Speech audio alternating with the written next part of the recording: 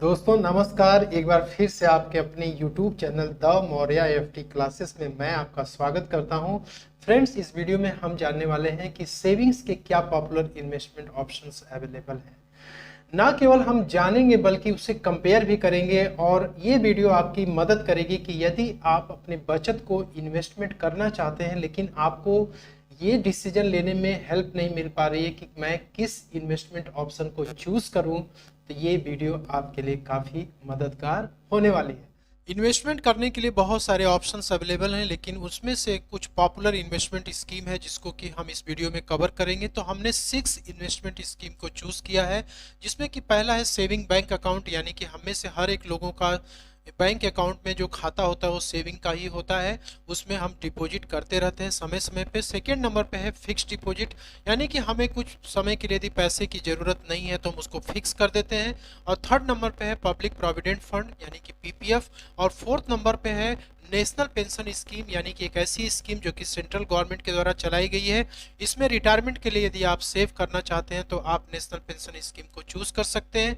और पांचवा जो इन्वेस्टमेंट ऑप्शन स्कीम जो आपके पास अवेलेबल है वो है सुकन्या समृद्धि योजना।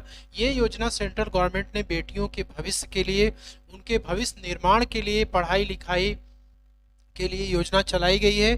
तो ये भी एक इन्वेस्टमेंट ऑप्शंस हो सकता है। और छठे नंबर पे जो कि बहुत ही पॉपुलर इन्वेस्टमेंट ऑप्शंस की तरह इमर्ज हो रहा है वो है म्यूचुअल फंड, यानी इस समय काफ़ी लोग म्यूचुअल फंड में पैसा इन्वेस्ट कर रहे हैं। सो दोस्तों, ये 6 इन्वेस्टमेंट ऑप्शंस हैं जो कि हम इस वीडियो में चर्चा करने वाले हैं। अब इस 6 इन्वेस्टमेंट ऑप्शंस को हम 7 पैरामीटर्स पे हम कंपेयर करेंगे। तो पहला पैरामीटर्स हमारा होगा रिस्क फैक्टर, यानी कि इसमें से 6 में से यदि किसी भी इन्वेस्टमेंट ऑप्शंस में आप चूज करते हैं तो उसमें रिस्क कितना इन्वॉल्व है, लिक्विडिटी कितनी रहेगी।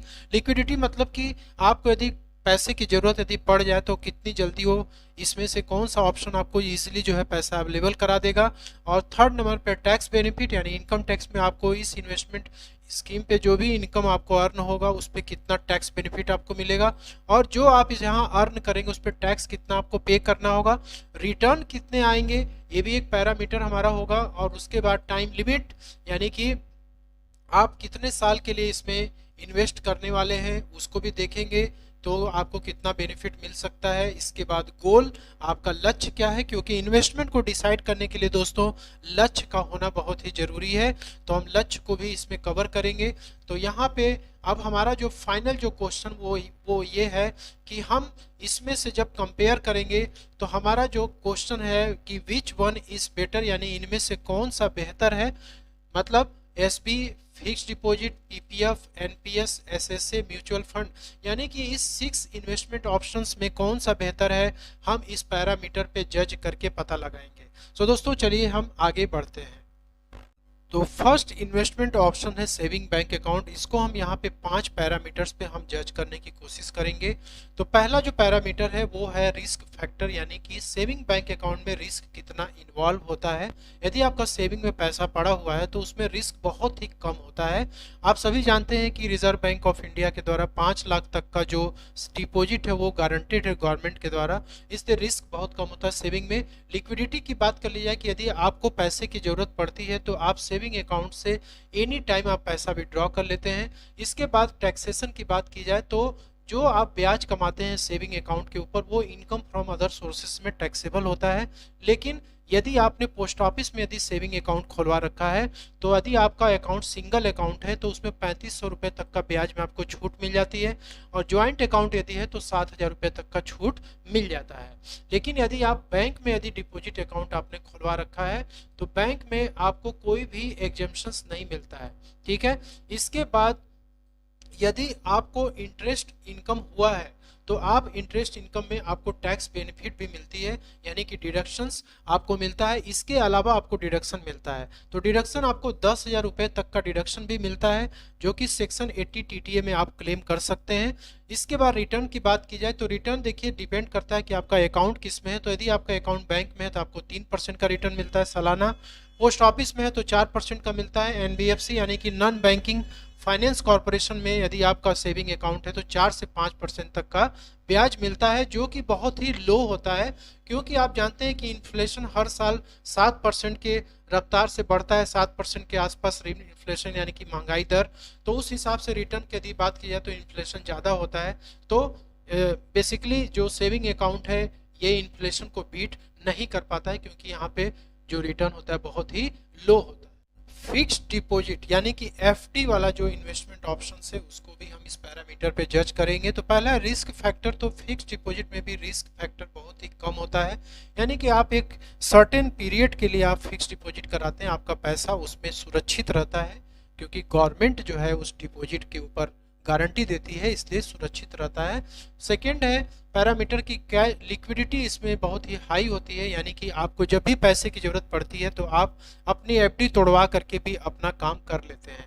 टैक्सेशन की बात की जाए तो टैक्सेशन देखिए, इसमें जो भी फिक्स्ड डिपॉजिट पे आपको इंटरेस्ट मिलता है उस इंटरेस्ट पे 10% का टीडीएस कटता है। 10% का टीडीएस कब कटेगा? जब आपका ब्याज साल भर में 40,000 के ऊपर जाएगा।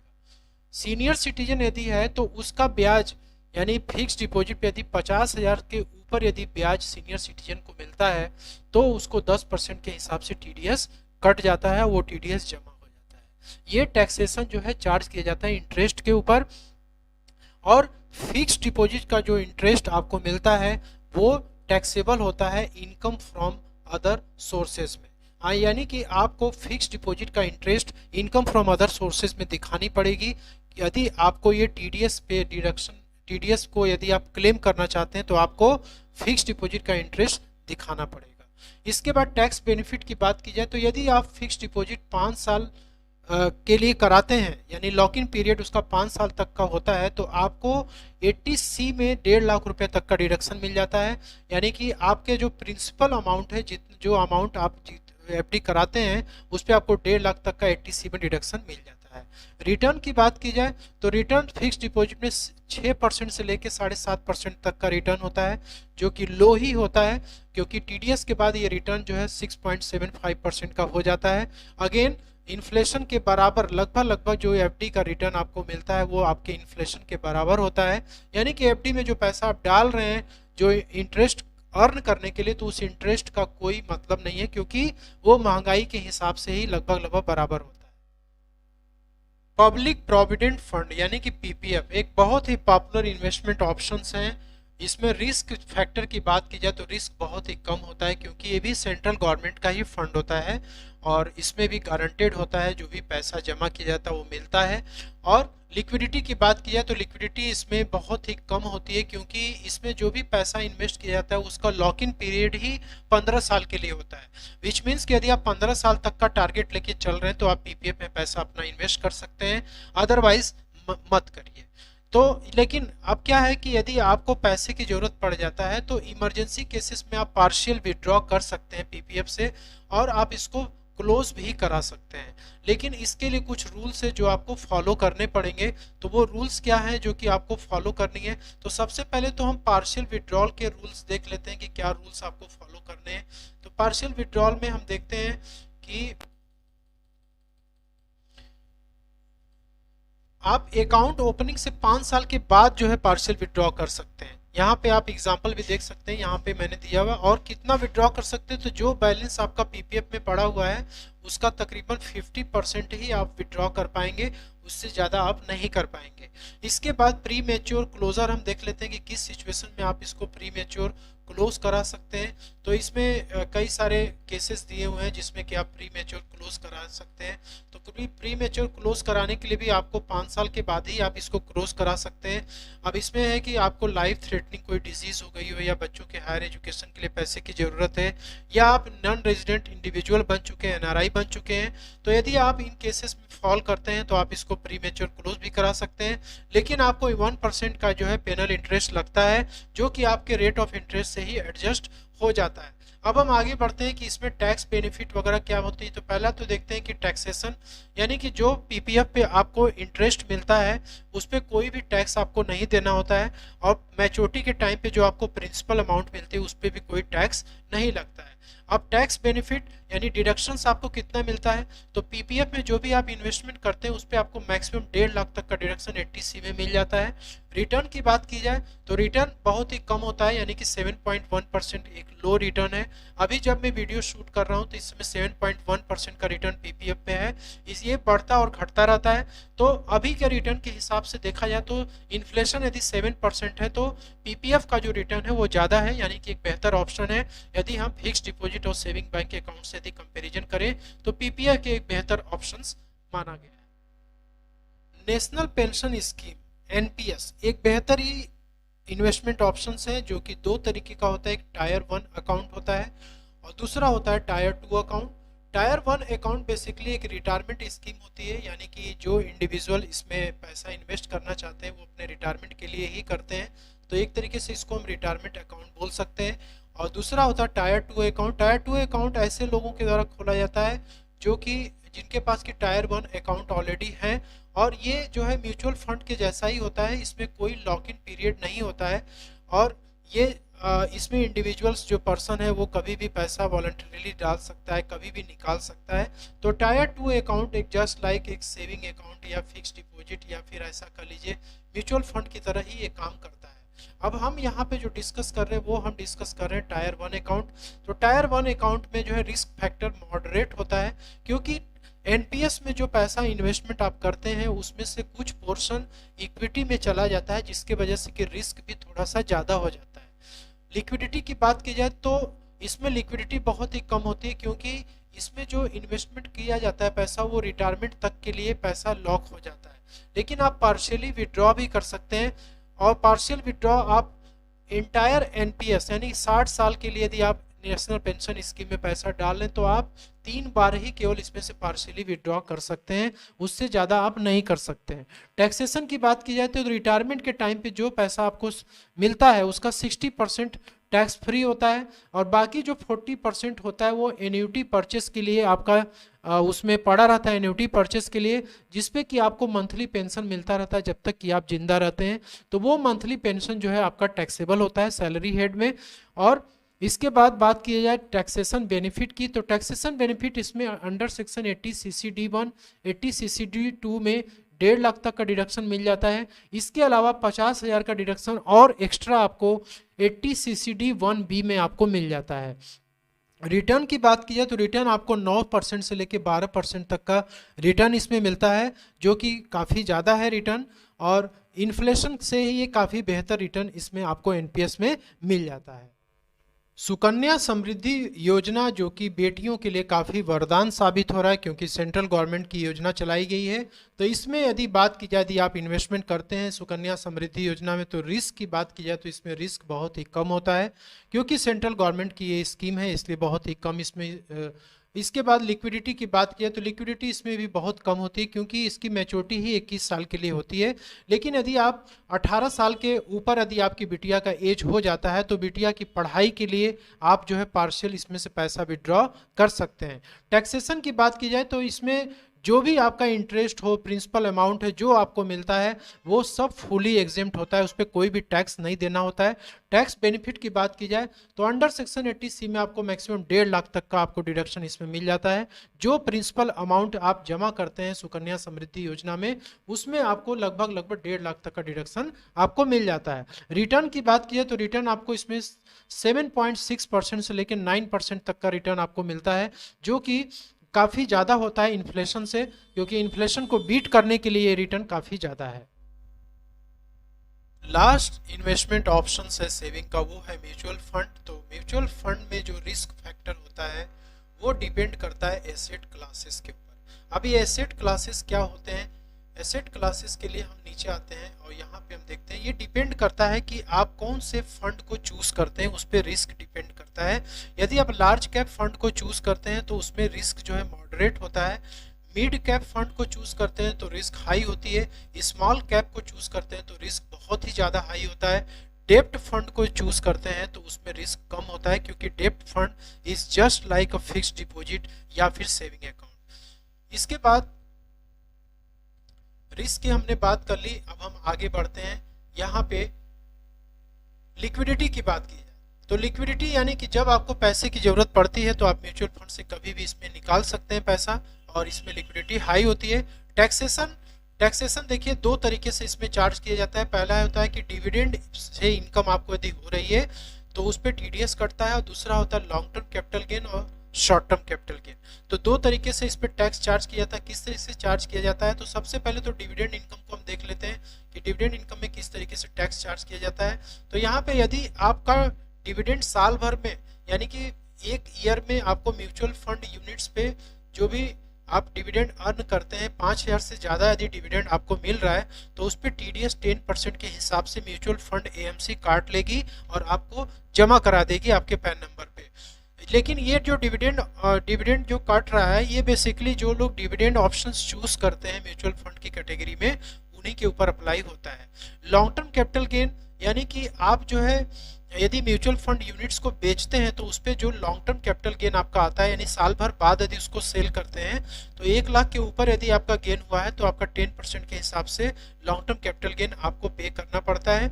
और यदि वो शॉर्ट टर्म कैपिटल गेन आपका है यानी 1 साल के पहले यदि आप यूनिट्स को बेचते हैं और उस पर गेन आपको यदि होता है तो चाहे कोई भी गेन अमाउंट हो 15% का आपको tax short term capital gain पे पेमेंट करना होता है। इसके बाद टैक्स बेनिफिट की बात की जाए तो टैक्स बेनिफिट म्यूचुअल फंड में सिर्फ और सिर्फ ईएलएसएस पे मिलता है, जिसका कि लॉक इन पीरियड 3 इयर्स होना चाहिए, और 80C में आपको 1.5 लाख तक का deduction ELSS mutual fund scheme में आपको मिलता है। बाकी कोई भी स्कीम आप लेंगे तो आपको म्यूचुअल फंड में कोई भी टैक्स बेनिफिट आपको नहीं मिलता है। रिटर्न की बात की जाए तो रिटर्न इसमें ज़्यादा होता है, 12 से 15% का एक ऑन एन एवरेज मैं यहाँ पे ने लिया हुआ है, इससे ज़्यादा भी आपको मिल सकता है। तो हम यदि रिटर्न की बात की जाए म्यूचुअल फंड की तो इन्फ्लेशन को बीट करने के लिए ज़्यादा होता है, विच मीन्स कि यदि आपका इन्फ्लेशन 7% से यदि बढ़ रहा है हर साल और आपको 12 से 15% यदि आपका म्यूचुअल फंड जनरेट करके दे रहा है तो आपका रिटर्न जो है बेहतर है। इससे सेविंग्स के इन 6 इन्वेस्टमेंट ऑप्शंस को हमने 5 पैरामीटर्स पे तुलना तो कर ली, यानी कंपेयर हमने कर ली। अब हम यह भी देखेंगे कि कौन सी इन्वेस्टमेंट हमें कब यूज करनी चाहिए। इसके लिए ये दो पैरामीटर पे निर्भर करता है। पहला है टाइम लिमिट और दूसरा है गोल्स। टाइम लिमिट का मतलब हुआ कि यानी कि आप कितने समय के लिए आप इन्वेस्टमेंट करना चाहते हैं। गोल्स मीन्स आपकी रिक्वायरमेंट क्या है, यानी कि आने वाले समय में हमें किस चीज के लिए कितना पैसा चाहिए।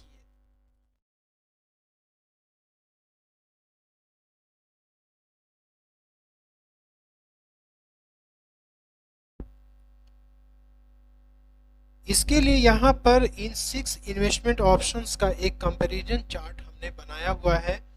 तो पहले हम सेविंग अकाउंट को देखते हैं कि सेविंग अकाउंट में रिस्क तो बहुत ही कम होता है, लिक्विडिटी भी बहुत ज़्यादा हाई होती है, आप कभी भी पैसा इसमें डाल सकते हैं, निकाल सकते हैं। टैक्स बेनिफिट भी इसमें लो होती है, रिटर्न भी कुछ खास नहीं होता है, लो ही होता है।